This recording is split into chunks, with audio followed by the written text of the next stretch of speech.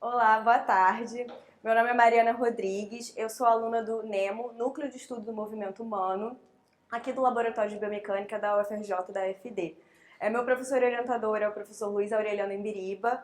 Ele já foi meu orientador no mestrado, eu já concluí o mestrado em 2019 e agora eu estou retomando os estudos, querendo fazer a prova para o doutorado esse ano.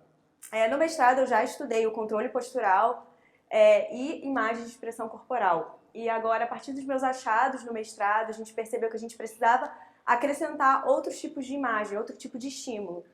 Também seria essa informação facial. Então, até agora, esse meu projeto de doutorado, ele está com esse título de Controle Postural e Respostas Cardiorrespiratórias durante a observação de imagem de expressão corporal e facial emocional. Imagem de expressão corporal, Um belo nome. Parece às vezes meio complicado, mas se eu mostro essa imagem, eu acredito que vocês consigam identificar a emoção que está sendo mostrada nessas duas primeiras imagens e naquelas outras duas. E a gente consegue identificar uma imagem, é algo estático, sem a informação facial é borrada proposital e a emoção está sendo expressa então pelo corpo. Esse corpo que está demonstrando o que esse ator está fazendo. Então ali os punhos cerrados, essa posição de ataque, a gente identifica rapidamente como raiva. Os estudos eles mostram que tem rapidamente, tempo de reação para isso é rápido e a gente tem uma acurácia muito alta também para identificar a emoção apenas com essa informação corporal. Essas outras duas também pelos atores, seria uma informação de sem emoção, neutro, um contexto neutro. E agora, imagem de expressão facial emocional. Um outro nome, assim, um pouco elaborado, mas indo na mesma ideia, que é essa ideia da expressão facial trazendo a emoção, que a gente consegue identificar a partir da informação facial. É proposital esse bloco cinza aqui na parte do corpo para não ter essa informação como confundidor mesmo. Então ali, nesses dois daqui do canto, a gente percebe rapidamente, imagino, acredito, espero que vocês percebam que é uma raiva sendo expressa ali pelos atores e no outro também um contexto neutro. Com isso, essa comunicação não verbal, seja por expressão corporal, expressão facial, ela já foi muito bem estudada, muito bem descrita, seja por Darwin lá em 1872 nesse livro, que traz a expressão da emoção nos homens e nos animais. Ele já descreveu detalhadamente, focando nas vocalizações, os sons emitidos, na expressão facial e expressão corporal, tanto nos homens quanto nos animais. Nesse livro, ele traz uma expressão de raiva e detalha muito bem essa questão através da postura corporal, relatando assim como na figura anterior, esses punhos cerrados eles são comumente vistos em diferentes populações quando a gente observa alguém sentindo raiva.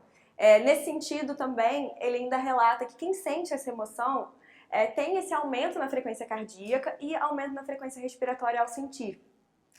Além disso, tem outros estudos que trazem essa questão desse aumento na frequência cardíaca e respiratória, também essas alterações no corpo de quem está observando essa emoção. Então, indo além de quem está sentindo, isso causa algum tipo de contágio, uma repercussão na gente ao observar esse tipo de estímulo. Com isso, eu trago essa informação desse estudo de 2018, em que ele usou diferentes estímulos ali, mas focando na expressão corporal, trazer os principais achados que são mais relevantes para esse momento, em que foi um estudo de ressonância magnética. Então, ao comparar o corpo, o primeiro quadradinho azul, corpo expressando medo e a face com medo, comparando apenas com a face com medo, tem uma maior ativação de áreas motoras. Então, isso sugere que a gente está preparado para alguma tarefa, alguma atividade, algum movimento a partir desse tipo de estímulo, o impacto seria maior ao observar a expressão corporal do que apenas a expressão facial, tendo isso até nessa repercussão em áreas motoras. Esse tipo de estudo, utilizando esse tipo de estímulo, ele é comumente usado para acurácia, precisão, alterações na pupila, olhos para onde a gente direciona, o olhar, enfim, vários tipos de experimento, mas tem a técnica para verificar isso a partir da estabilometria que ainda não foi utilizada com esses estímulos. Dessa forma, eu trago esse estudo de 2005, que traz um pouquinho nessa proposta. Eles utilizaram 3 estímulos, então o estímulo negativo de corpos mutilados, que são imagens muito impactantes, neutros de objetos, e positivo de bebês e pessoas praticando esportes. E aqui é um exemplo dessa área de oscilação ali, que é encontrado de um voluntário, mas que mostra exatamente o que eles acham no estudo, né? Uma redução nessa área de oscilação para esse contexto negativo. Então, tem essa rigidez, uma imobilidade postural quando imagens negativas são observadas, quando comparando com as neutras. Dessa forma também, as imagens negativas também trazem uma redução na frequência cardíaca de quem estava observando, quando comparando com as positivas e com as neutras. E eles discutem isso, trazem a ideia de uma imobilidade nesse contexto negativo associada a uma bradicardia do medo, estando ali numa cascata defensiva, nesse contexto de uma rigidez postural, preparando para algum contexto, seja de luta ou fuga, algo relativo a isso. Dessa forma, então, o objetivo geral do estudo é investigar alterações no controle postural e cardiorrespiratórias ao observar imagens de expressão corporal negativas de raiva e neutras e imagens de expressão facial, emocional negativas também de raiva e neutras.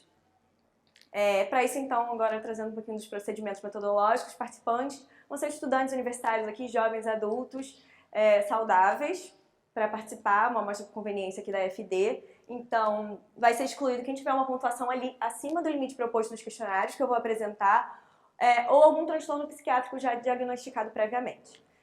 Os questionários utilizados, então, termo de consentimento livre esclarecido, TSLE, falando um pouquinho sobre a pesquisa e que eles assinam, caso concordem em participar. Em seguida, é feita uma breve anamnese para saber questões de saúde de forma geral e prática de atividade física.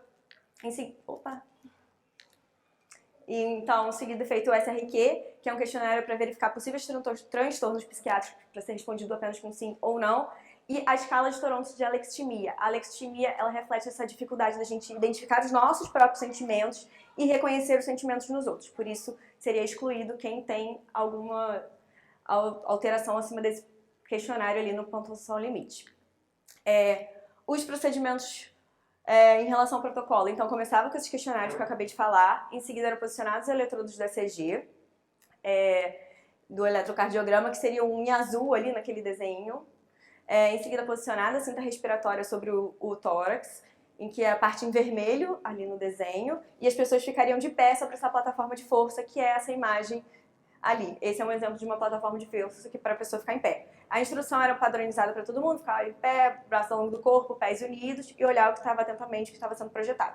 Em seguida, era feita uma familiarização. A familiarização era bem rápida, só para se acostumar com o protocolo, iniciando com uma tela cinza com imagens que não vão ser mostradas posteriormente. Em seguida, a instrução é lida novamente, padronizada, e vai ser feito o experimento propriamente dito, tanto com o registro cardiorrespiratório e o registro estabilométrico.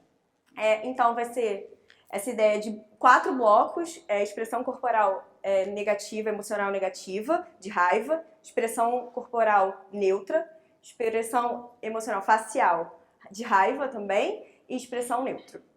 4 blocos, tendo uma tela cinza com a cruz de fixação entre esses blocos, dando um total de 5 minutos e 20 em pé sobre a plataforma de força. Então, sobre o estudo, né, a gente espera estudar esse tipo de estímulo que eu acabei de falar, que são esse tipo de imagem, e verificar essas repercussões que acontecem no corpo do observador. Verificar o que acontece a partir desse tipo de estímulo.